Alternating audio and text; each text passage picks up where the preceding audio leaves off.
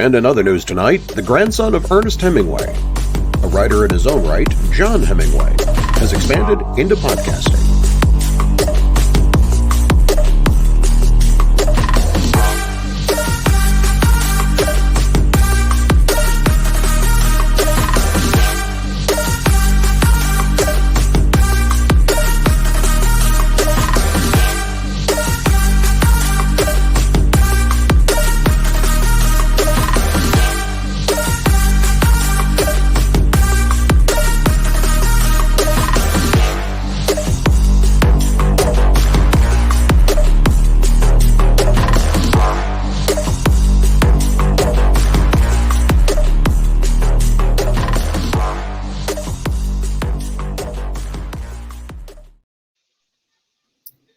Hello, everyone. This is Hemingway's Parlay, and I'm your host, John Hemingway.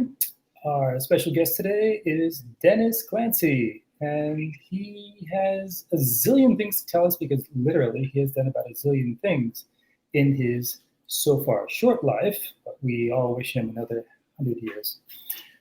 And here we go. Okay, Dennis, how are you doing today? Good, John. Thanks for having me on, man. Appreciate it. It's good to see you. Yeah. Yeah, I don't know. I hadn't seen you in a while. It's been a while. It's been years, I think now. I'm not sure. Okay, so why do we have Dennis here? Okay, well, Dennis can probably tell us, but there are so many things that he's done so far. I mean, to begin with, okay, he went to West Point, graduated, I believe, in 2004, was an active duty officer for 6 years. After that, he decided to take a job with Amazon in distribution, and because of his extraordinary talent there, he was basically highlighted in a magazine interview which came out not too long after that. And at the same time, I believe it was in 2015, he made a documentary on the running of the bulls in Pamplona calling it Chasing Red. And he entered it in the Los Angeles Film Festival, and it won first place. And all of us who know him from running in the bulls in Pamplona were absolutely astounded. My God, that's our friend who won first prize at this Los Angeles Film Festival. And apparently it's going to be distributed fairly soon, although we don't know who the distributor is, but we have been given assurances that it will be playing in many theaters throughout the United States and perhaps even Canada, or maybe even the Bahamas. Who knows? I don't know about that, John, but certainly, yeah, very good distribution company. Probably more likely to stream at this point. But yeah, appreciate the That's fantastic. There. I mean, it for us, it's kind of he's done something that none of us really have done. Been able to do, which is to put the big lights on the running of the bulls and the whole fiesta and what it means. And Dennis did it, So that's something that we like a lot. I've known Dennis since about 2014, and I think that first I met him briefly at the fiesta. But then afterwards, he got in contact with me and he says, "Hey, John, come on down to New York City." I was in Montreal at the time. And so I said, "Okay, do you mind if I bring my daughter along? She's never seen the city before." And so, Jenna said, "Yeah, sure, I'll find a place." And we were, I don't know if we were sleeping on the bed or if we were sleeping on the floor. I don't remember. It was with a friend of his, and he was doing this because he had just started a program for things called the Weekender, which is, really enjoying the total weekend, okay, without stopping at all, okay? Forget about sleep or whatever else, okay? And we were doing something similar to that, and I remember we were in a subway once trying to, busk something, to sell, I don't know, our music, like, to sing a song or something and see if we could get some money, which would then maybe perhaps allow us to buy a beer, which could then maybe sustain us until Sunday when we would all leave. They had some great ideas. And he is at times, I think, something of a visionary in many ways. He doesn't take no for an answer. He just goes and goes. And if there are obstacles, well, he's faced obstacles many times in his life. And I find him a fascinating person. Now, there's more to his life, of course, than just running with the bulls. After he worked with Amazon for a while, he was asked to work with a group called Team Rubicon. And Team Rubicon was disaster relief, humanitarian help, logistics, things like that. And of course, Dennis being the worker that he is, they asked him to set up their national headquarters. And he did that. And it was only recently that he has decided to take another job. And but he's still interested in traveling, weekenders. Just I think last weekend, he was in Medellin. And he was there for the entire 75 hours, except for 3 of them. Don't know what he was doing for 3 hours. About that, his girlfriend might get jealous. And yeah, and then he came back, and we connected again. And one of the things that always has amazed me about you is how you, in a way, seem to be someone who is not professional in anything, but very good at everything. I don't know what it is. He's a West Point graduate. You expect that. Yeah, he just he finds a way. Oh, my friend's question that I sent you, is it still true? Which question? Yeah. Oh, I didn't read it, John, actually. Yeah, I'll read it to you. It's kind of stupid, but this is my friend. He was a Marine in Vietnam. And my dad was as well. Oh, well, maybe they know each other. Let's see. Okay, he said, John, ask your West Pointer that a Marine Corps Vietnam veteran wants to know, does the officer's manual still have the rule, never hesitate to sacrifice the command to accomplish the mission? Yeah, that could mean a number of things, I think. Sacrifice the command. I guess the worry is if you don't have command is usually sounds like fragging to me. Talked about. Oh yeah, maybe, I don't know, but it's usually talked about in terms of command and control, which is still necessary. Yeah, I don't know. I've never heard that before. Don't take it too seriously. I mean, Christopher Buonanno is quite the. Well, the ongoing joke in the enlisted corps is something along the lines of, make sure if the second lieutenant is in charge when you're out in the woods that you're paying attention to where you're actually at as opposed to where the lieutenant thinks you are. Yeah. So. One Chris has answered the question of another. Very good. So I think we're going to sort of zero in on probably the most, how can I say, the favorite activity of Dennis, and that is, in fact, running with bulls, unless he's discovered something else.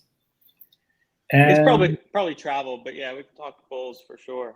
Travel and bulls. Well, I think one leads to the other. It's sort of, it's crazy and everything. So where do you normally run when you are in Cambodia? Yeah. No. Yeah, I started the first time I ran, John. I was running where a lot of people run for the first time, which is Estafeta, and I was towards the end of the route. And for anyone watching, it's a part of the run route where the bulls start running in more of kind of a rhythm. Mm-hmm. They've already run up a couple inclines by the time that they get there. But the thing you realize when you run for the first time is there's just a panicked mass of people in front of you, and it's hard to see where the bulls are. The first time I ran, it was pretty uncomfortable because you couldn't quite tell. And the bulls are running quite fast, about a 4-minute mile pace. So all that combined didn't lead to the most extraordinary run for the first time. But I became interested about the run really because I knew there was this culture of people that did this day in, day out, and had some desire to be in the proximity of these animals. I wanted to understand what that was all about, where that all came from. In subsequent years, so when I went back the second year in 2008, a friend had suggested to me that given my kind of style of running, it would be best that I focus in the center part of the route, which Mhm. is still it's a very quick part of the route, but has a couple of very quick and dangerous turns, a lot of decisions you have to make. But I've since then been a middle of route runner. So you start People think a maybe lot of in times that you run the whole thing, but you said um, in the Ayuntamiento in the city yeah, the hall? town hall through Yeah. Mercaderes, and then hopefully, I was always looking to try to get up around the famous curve, La Curva, Mhm. up into Estafeta when I was running. Do you do the left side of the curva or the right side? Uh, yeah, so I always go to the outside, the left, before going into the turn, with the idea of allowing the bulls to somewhat overtake you, because they'll lose a bit of speed on that turn. But if you can stop before them and then sprint to the inside to the right, and Mhm. then end up on the left side of Estafeta. I know this is all probably pretty confusing, but the idea was to kind of weave through the herd a bit to Mhm. hopefully end up in front of them, leading them up the next section of the route. I knew one fellow, he was a Canadian, I think he was in his early 20s, and when he finally decided that he'd seen enough of these runs that he was going to do it, he actually did. He started out on the left side of the curva, okay, you're not supposed to be, and then he just diagonally went right across, and I remember seeing him at Bar Choco afterwards, for a drink and everything, and he was still all on adrenaline. He's like, I did it, I did it, I did it. I mean, you couldn't give him any kind of drug to make him more sort of, excited and just unbelievably in a state of wow that kid was in. Yeah. I guess John, I should probably back up real quick. I mean, it's probably assumed a lot of times that it was maybe the afición, the desire for the run itself that kind of got me into this tradition. Starting to run, it was really because I had gone to the town to try to make a documentary about the running of the bulls. Mhm. And I had different experiences with people the first time in the process of doing interviews. Some I liked very much, some I didn't like so much. But the great thing about the running of the bulls is anyone can do it. So I think, at some point I decided that if I wanted to properly capture what it was, I should commit to trying to demonstrate it in the streets. And that kind of was the process Yeah, of but how starting long to did it, run with bulls. I mean, you're very good at running. I mean, I've seen you run a number of times, and I always look for your black shirt to see where Dennis is gone. He's usually gone like that. But how long did it take for you to get to that kind of level? Okay, and to even run, on the horns, which is about as dangerous as it's going to get. Yeah, I think, You're right now. started running in 2007, but in 2007, I got one run. I think I probably ran once or twice in 2008. I was doing just a little bit, maybe three times in 2009. I'd probably run less than a dozen times when I got to 2012, which is when we actually filmed Chasing Red. There's really the story of the 2012 Fiesta, and then we did filming subsequent to that before we finally kind of released it in 2015. But I think until I started darting out and back away from the bulls, probably after the second or third run, but it wasn't really till probably my 10th to 12th run that I really felt as if I understood the speed, I understood the crowd pretty well, where you'd start to, whereas my first run, I saw nothing but people. I Oh God, started getting to a place where you don't see anyone aside from the one or two people you think you have to worry about. my God, Aside yeah. from that, If you're all you doing it see on is the the bulls. 7th of July and everything, it's packed, and your biggest worry there is not so much the bulls, whether you're going to get knocked down by some guy who doesn't know what he's doing. For a long time, the 7th was actually my best day. And I Yeah. think the reason was because it is incredibly crowded. But I think sometimes that deters established runners from getting on the run route. So while it is more crowded, and I think you probably have more problems that happen, the exact part where the bulls are in the center of the street, the people that are in front of them, I felt like sometimes I had less competition of being in the center of the street, and typically would run well. It was either because of that or because of it being 300 some days since I had last run and just wanting to kind of go for it. I guess it enters into your soul, after a while. Doesn't matter if you're absent for a year or 2 years or 3. It's like, riding a bicycle. Forget. Now I go back really just because I instruct people on how to run with bulls after making Chasing Red and feeling that I completed this project I've been talking about for so long. I was really, I don't know if I'm actually a San Ferminero, someone of San Fermin, this festival, San Fermin, which has the running of the bulls. I certainly have friends there and part of the community for sure. My continued time there is really to explain the run to people that are looking to run for the first time, that want to take part in this thing, but have no idea how to do it or what the tips for it are. And that keeps me going back, to be totally honest. At first it was Chasing Red. Now it's instruction on bull running, because now I know how to do it, and I feel like I can impart some knowledge. What about the other aspect, I guess you could call it, of the fiesta, which is the kind of the bacchanalia? Okay, everyone's drinking and dancing and just going crazy. What did the first time you went there? What did you think of that? I mean, did you think, do I need to get out of here, or will I survive? Yeah, first time I went to the Chupinazzo, and as you probably do as well, John, went down in kind of the pit right there in front of Town Hall where everyone's throwing wine and things get a little hectic. It used to be more hectic years ago because they would let glass in, they would let in plastic without people taking the bottle caps off. You have all these people coming in with, the Don Simone bottles, but they never open it and then they drop it. Now you have these kind of missiles going around, people's feet, and then you have people dropping their champagne bottles, and there's broken glass everywhere. People are losing their shoes. I think people don't realize how packed it gets, right? It is. And it can be total mayhem in there. They've taken a lot of measures, as more recently, where you can't enter in. They have the local police there who inspect whatever it is you're carrying, bags, that sort of stuff. And if they find anything they don't like, they just say no. They're very strict about that.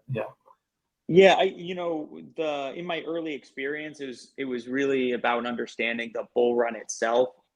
It wasn't, I think, till after I had finished Chasing Red that I actually got a proper breakfast after the run, which is now a pretty regular part of my routine. And obviously for most people that have been going for years, after the bull run, you'll go and have a breakfast somewhere. But you was one of those long tables, where they give you a traditional sort of breakfast and with you wine. pour the sidra and the red wine.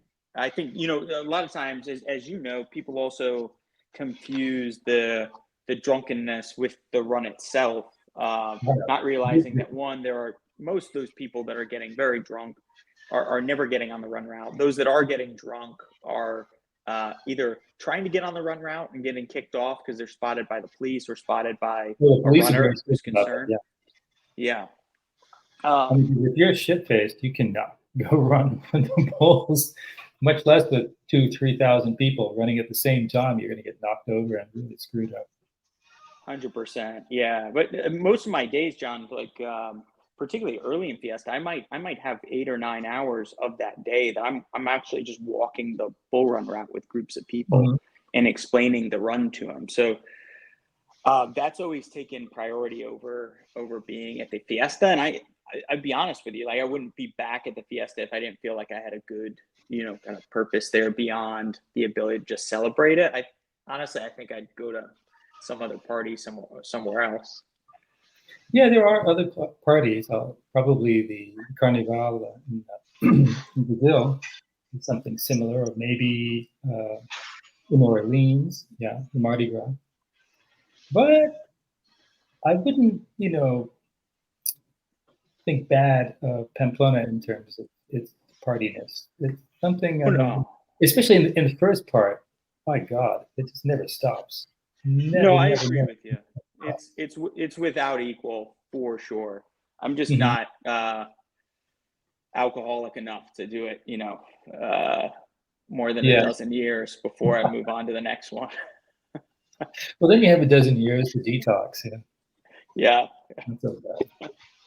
But you're right. It's without equal for sure as a party, I think, in the world. What are some of the misconceptions that you encounter when you're leading people along the NCO? The questions they ask you, the things that they think might happen? I think,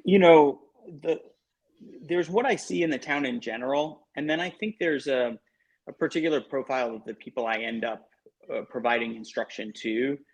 And you've probably experienced this a little bit.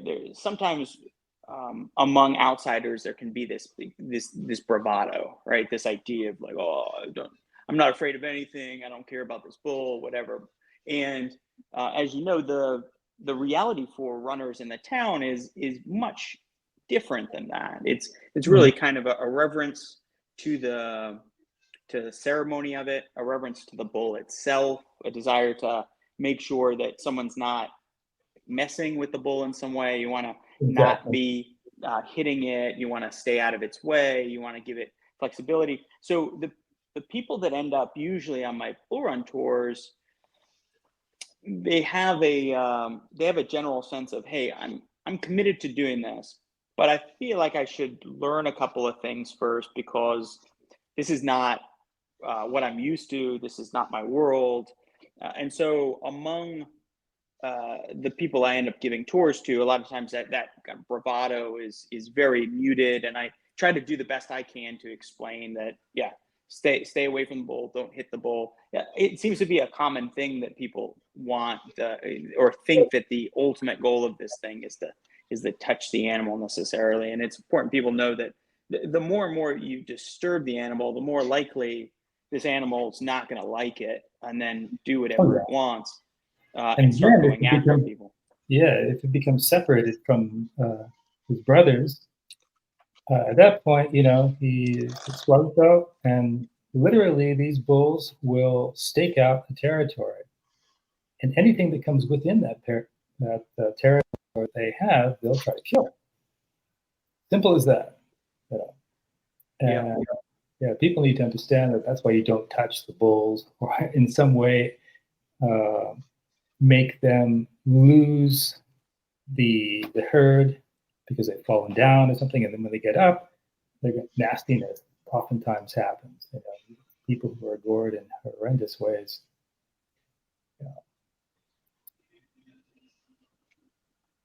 Something else. Right. Corrida, the bullfight. Do you like that at all? No, not at all. No. Not at all. I just have never had I've never understood it really, John. In chasing red, I used kind of the bull itself as this metaphor of this animal, this being that kind of strives to some end, no matter what, right? And kind of the chasing of a cape, and tried to kind of weave a story around the degree to which we as humans maybe find kind of a valor that the bull demonstrates in its life, throughout its life, all phases of it. What do you think of those people who say that bullfighting is art? Yeah, again, I mean, I never really gained that afición. I know many people and interviewed a lot of people about the bullfight itself. I do understand the degree to which it's not. I think in Western culture, we tend to ascribe the word sport to it, which I know you and I know is probably inaccurate. It is the.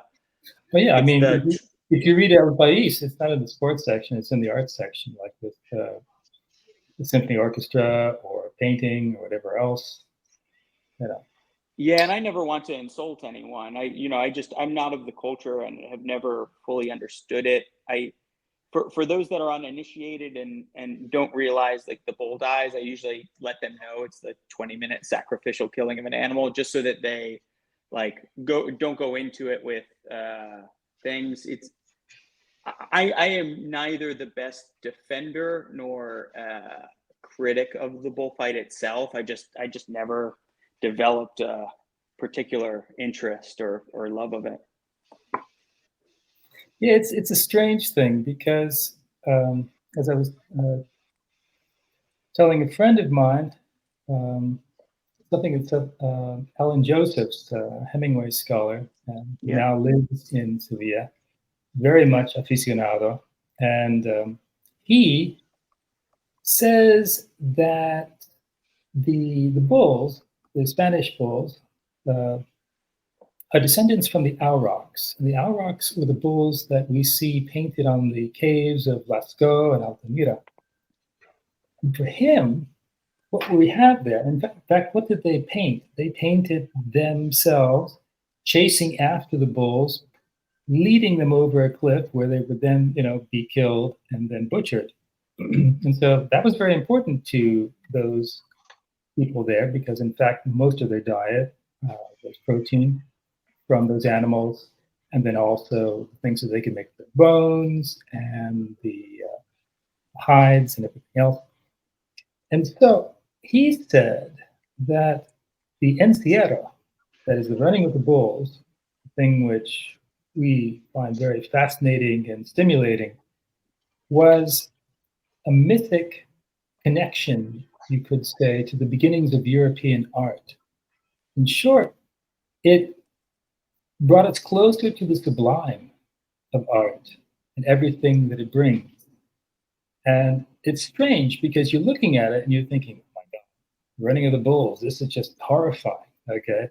And then you're looking at bullfighting and you're saying, even more horrifying, my God, what is this Hemingway trying to sort of tell us? Or where is he trying to lead us? Like, well, I think that you can interpret stories in many different ways.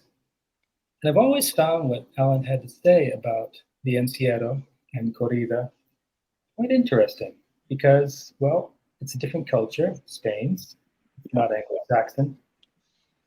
And, well, he's Anglo-Saxon, but he's very much enmeshed in Spanish culture. And he is muy aficionado, as he says to me.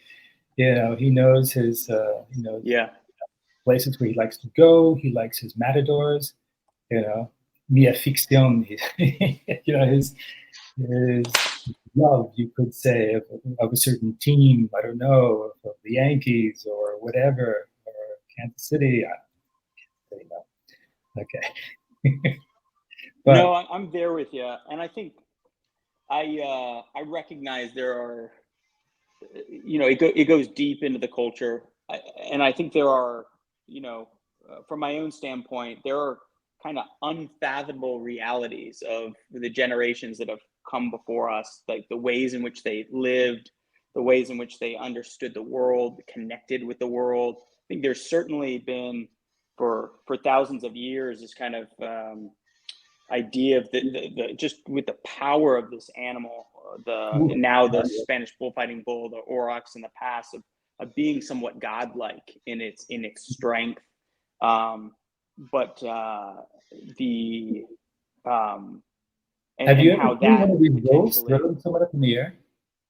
What's that? Have you ever seen one of these bulls literally throw people up in the air as if they were, you were throwing a pen, something like that? It's that kind of strength. Yeah, absolutely. Yeah, it is quite incredible. And I can understand how, particularly in worlds when, if we go back to like cave drawings, in the Mediterranean region, how essential to life perhaps was the hunt, to the survival of a community, to a people, and the danger which those people may have taken on. I'm not an expert on any of this, but I can understand how that experience.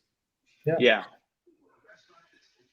But it's also interesting when you read about the Neanderthals, they have found skeletons where people were essentially, they had been wounded and were no longer able to hunt, and yet they lived to a full life in the sense that these were not just savages. They were people who had communities, and these people had been, hunters, and then they were maimed or something of the sort, and yet they were still accepted as a part of that group. And so it's another instance of where you think, the Neanderthals are just brutish and everything else, but much of it is just not exactly what scientists are saying they're discovering in terms of how they regulated themselves and how they took care of each other. And I think it's interesting, and it gives the whole event of running with the bulls a different light, because it's part of art. It is part of community, because the community of runners, as you know too, especially Dennis, because you've learned it being with them, it's very important to have respect and always trying to help a man when he's down, never thinking of it in terms of your own personal goals. I mean, I've seen a lot of people there who say, oh, I want to run like Hemingway ran. He never ran, for one. But, they get all sort of, hyped on the idea of being just like Hemingway. You want to be just like Hemingway? Stay up there, watch it from one of the balconies, okay, as he would have as a journalist. He wanted to see what happened. Okay, he'd already had enough of getting his legs screwed up during the First World War when he was almost killed by an Austrian shell. If it wasn't for the soldier who was standing between him and where the bomb fell, I wouldn't be here today, and no one would really care about Hemingway because he became anything. He died during the war. Yeah.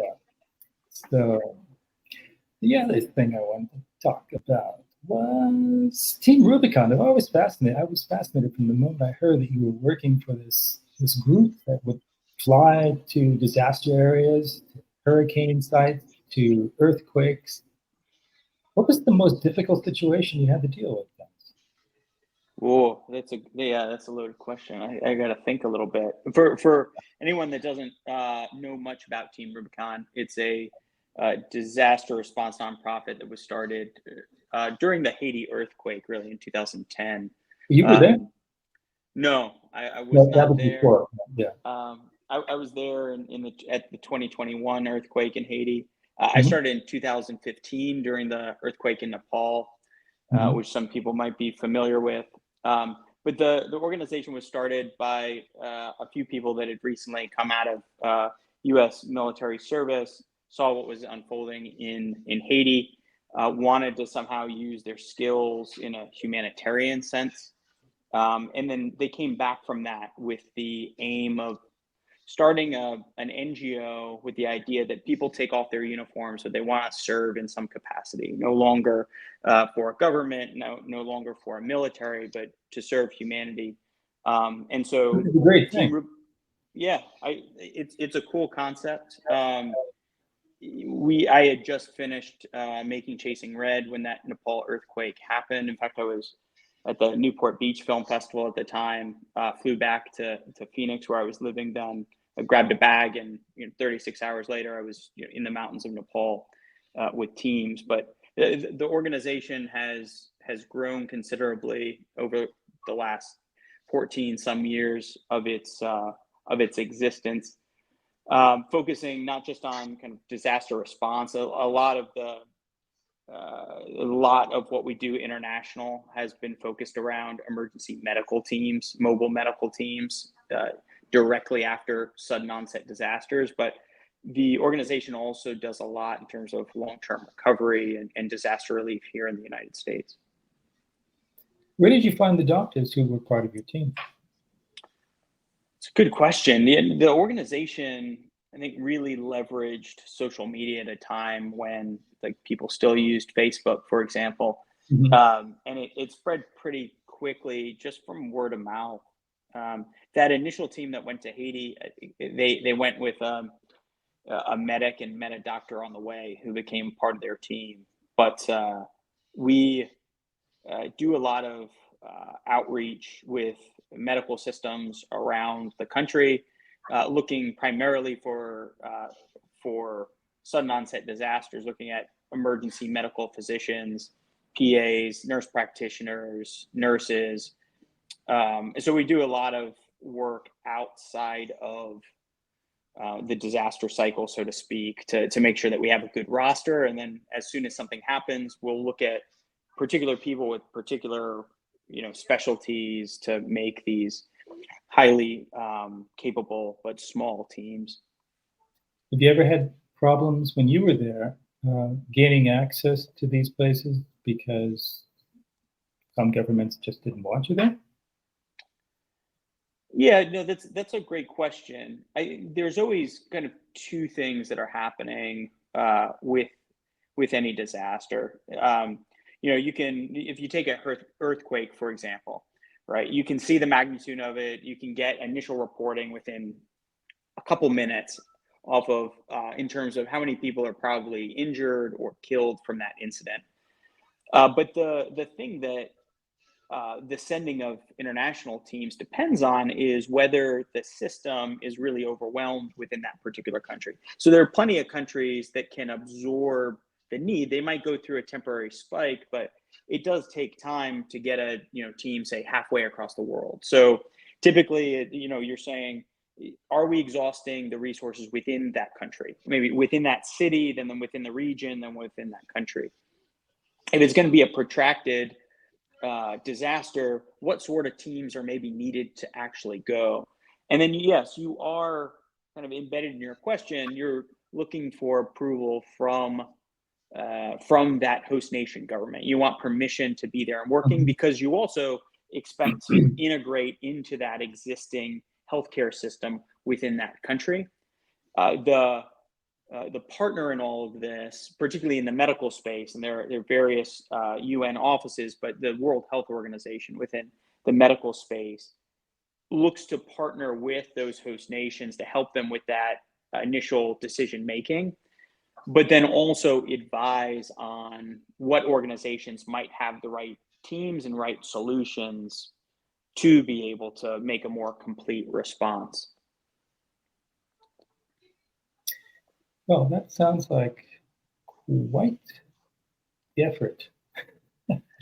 Yeah, I think, for organizations, the challenge ends up then becoming, how do I raise the funds to support the work? How do I make sure I do that? Say again. I'm just curious, how do and where do you get the funds from? I mean, is it just something that's word of mouth? Yeah, I mean, Team Rubicon built a pretty large network of donors with its growth over the years. And so, you might have donors that are particularly interested in specific things. And you just know that, hey, they're interested in this part of the world, or they're interested in this one issue. That could be, internal training for capacity building. That can be, medical support across the world. That could be water, sanitation, and hygiene, which is sometimes the less sexy, but very critical part to the functioning of communities and the mitigation of disease. So, you kind of know who you're going to ask for particular things, but you also have to be careful in the process of doing that if you don't yet have approval to go to a particular country, that you're having a very upfront conversation with that donor of, hey, this is a pledge. If this happens, here are the steps we're taking to make sure that we're ready to go in the event we get requested to do this. I'm trying to think of interesting. Yeah, the novel one came up to use that word during the pandemic, because there were countries from time to time that would hit that spike of COVID cases, and they needed to kind of get over that hump, but they didn't have that capacity within their country. So kind of a temporary expansion of the capacity of teams coming in to help, but again, not creating you can kind of create more problems than you solve if it's not done in a way that's actually integrated with the existing healthcare system, right? You can imagine you can create a lot of chaos. And particularly, one of the challenges of doing international medical response is not all countries have access to the same medicines, or you might have issues where people don't have the money to sustain care on particular medicines. So you always have to tailor the prescriptions you're giving to those individuals for what's actually sustainable. Yeah. Did you carry ivermectin with you or not? Horse medicine? You knew he was never going had to there. deworm. Yeah. This question about it. It's just so retro. So 20. I'm just curious, when it comes to the logistics, I know that the Team Rubicon relies on anything from the average airline, the big name air carrier that we all know, be it United, Continental American, whomever, but also you rely on basically private people or private organizations that happen to have their own aircraft of significant size that you literally pick up the phone and say, hey, are you going with your stuff? Can we hitch a ride? Yeah, absolutely. So there's a couple parts of this. There's a nonprofit out there called Airlink that really serves as trying to connect NGOs to those major carriers. In some cases, Team Rubicon was working directly with a major carrier where it made sense. But a lot of times, it was a special humanitarian flight I'd be on, on the back of a storm. Maybe I'm thinking about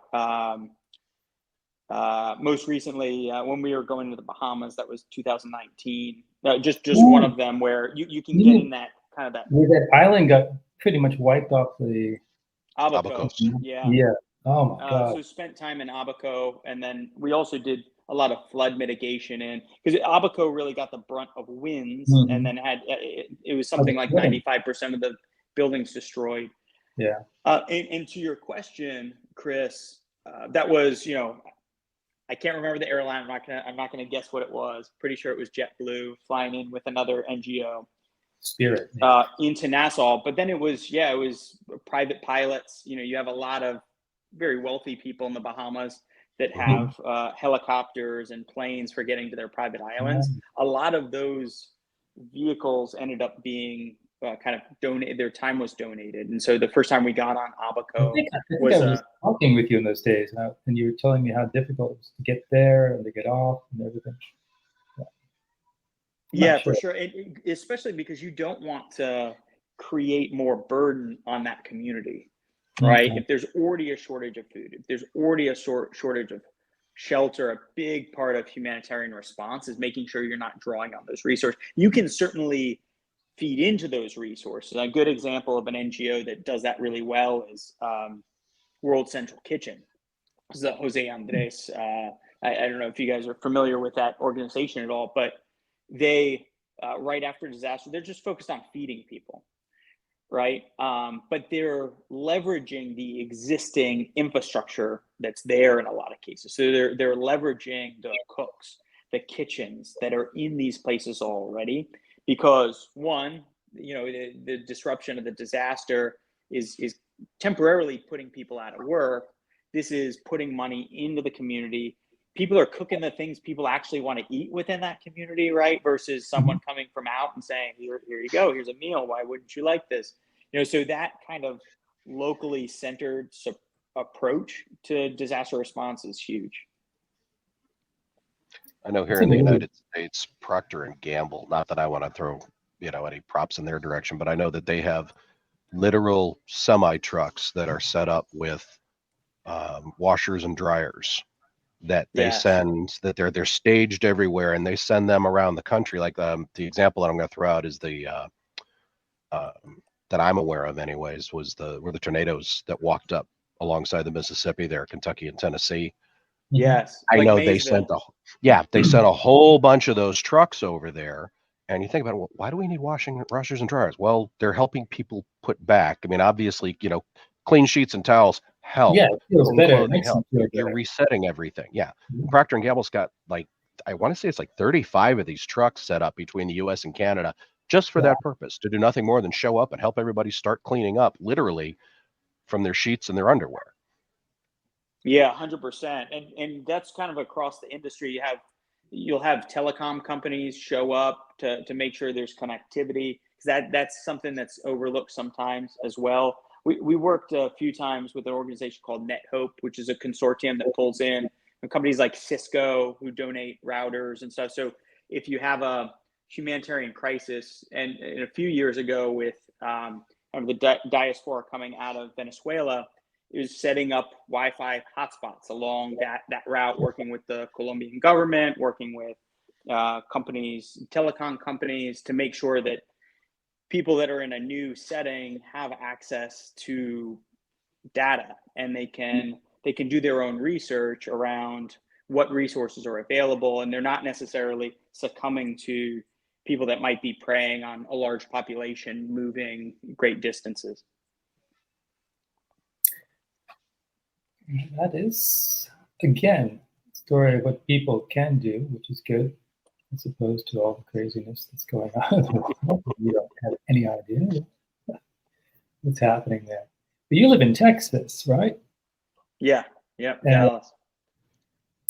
have you ever thought about setting up food kitchens for people who've crossed the border and stuff like that? I'm not saying you should or you shouldn't. I'm just wondering.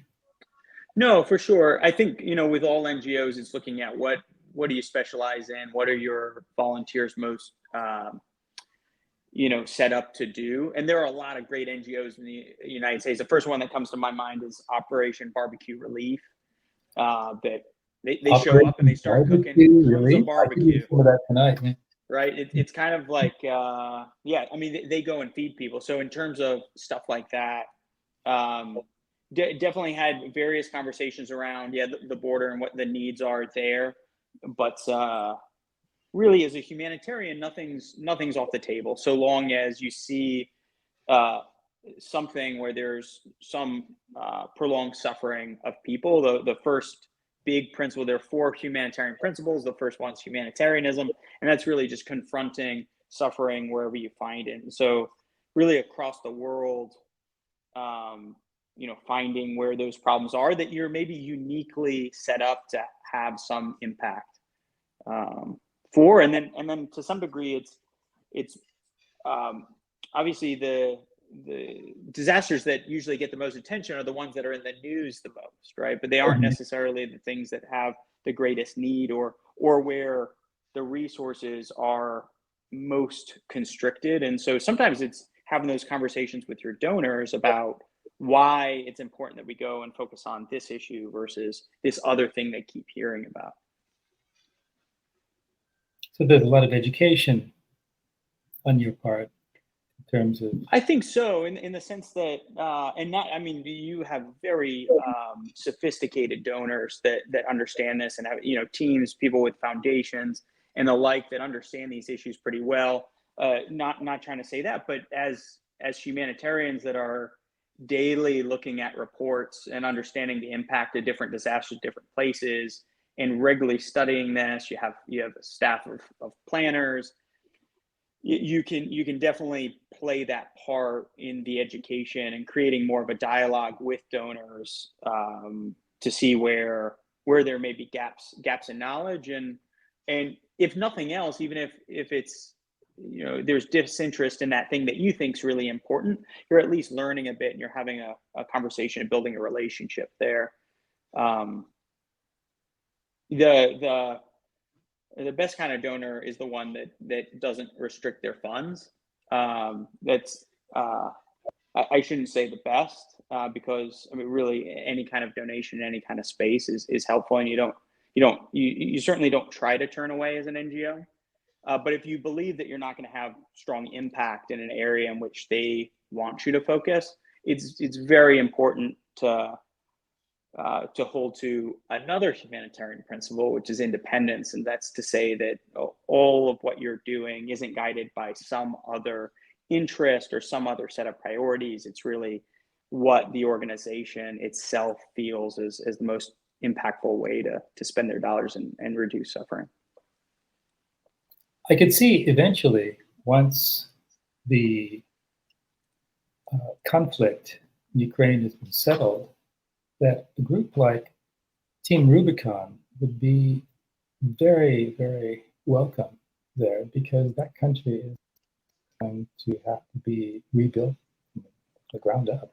That's Yeah, for sure. And Team Rubicon's been in Ukraine, well, very early on in the war. I spent time in Ukraine as well. There's a ton of need throughout the country. One of the very interesting things arose. I swear I'm going to get through all 4 of the humanitarian principles by the end of this thing. But one is neutrality, and particularly early on in the war, I think in the United States there was generally some hatred towards the Russian state.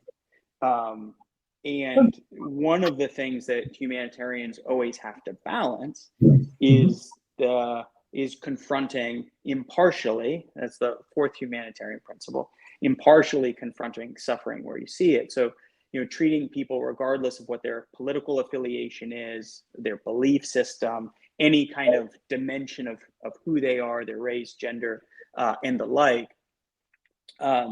And this was challenging, a challenging space in a conflict that had so much division in it. There was early on, you can look at articles around the Red Cross looking to provide services in Russia and the challenges that created. Now, it's an international federation, it's a humanitarian organization, and presumably you have suffering on both sides of that border in a way. It's very interesting, trying to navigate a neutral humanitarian space, or trying to create a neutral humanitarian space in some of these conflicts. And conflict-driven disaster is growing throughout the world in terms of the number of people impacted by conflict. And it increasingly becomes difficult to navigate that in a neutral way. And if you look at the Battle of Mosul years ago, between the U.S. Iraqi side of things and ISIS, they basically, that town was leveled. What I heard. Yeah, and it's a debate that's still going on in the humanitarian community around, if our primacy is to reduce suffering and to do it impartially and neutrally, then we have to be fair in the provision of services. At the same time, access is a real issue, right? That's the elephant in the room with all of this stuff. Like, your organization has to be accepted by the party that's controlling that area in order for that to have any impact whatsoever. When you're on mission, one of these places, like say Mosul or Ukraine or even Israel, places like that, which passport do you use? I know you have a few, more than one. Yeah, usually just, I mean, it's where if I don't need a visa to go to a country, I might use that, but usually it's an American passport. I mean, obviously I travel to Europe on a European passport, but it's whatever. I would imagine having that Irish one, I mean, make it a hell of a lot easier for you, because I think it's one of the best passports in the world in that respect. Yeah, it is. Yeah, it just depends on,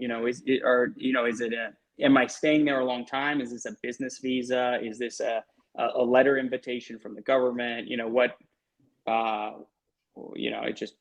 just depends. But either way, I'm bringing a whole team with me, and the team's going to be comprised of people that are hopefully from that region, maybe from that country. So we're just meeting them there because they understand the context, they understand the diseases, the medicines used within that country. Not that the doctors coming from outside the country aren't trained up on that immediately before getting there, but it's always kind of a mix of people from different places that we look to put together for these.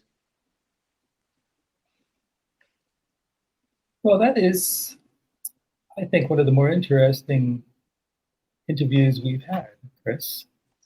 Without a doubt. Yeah.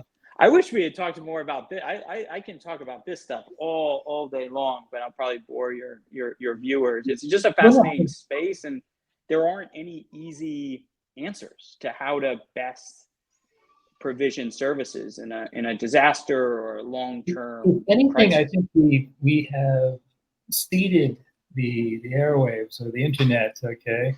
The idea, okay, following Dennis. How do you pronounce your second name? Yogan? Owen, yeah. Middle name. Oh, Owen. Owen. That's Owen in Gaelic. We're crying out loud.